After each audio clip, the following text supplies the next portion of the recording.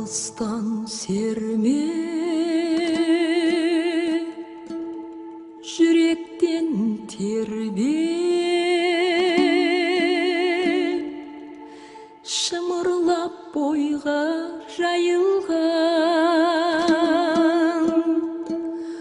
қиуадан шауып, қисынын тауып, тағыны жетіп қайырған, толғауы 90 қызыл тіл, сөйлеймін десең өзің біл. Толғауы 90 қызыл тіл, сөйлеймін десең өзің біл. Абай атамыздың 8 аяқ әнін бәріміз тыңдап жүрміз. Алайда осы ән сөзінде дене мүшелері көп қолданылғанын білесіз бе? Тақырып қызықтырса тыңдаңыз. 8 аяқ әні шоқтығы биік шығарма.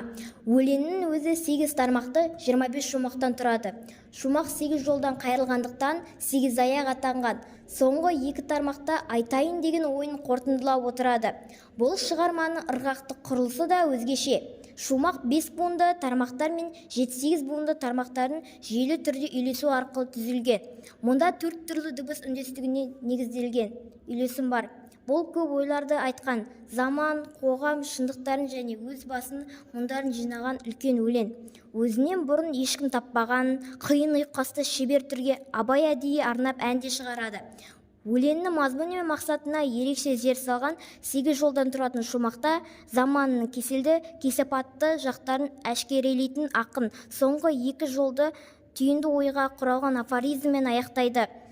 Шығармада мен дене мүшелерінің қолданысы барысында тіл, жүрек, жақ, ми, бой, қан, жан, қарын, тамақ, тән, көкірек, тер, бауыр, бас, арқа, көз, қол, іш, құйрық, ауыз, жамбас, буын сөздерін қолдануы қызығушылығымды оятты.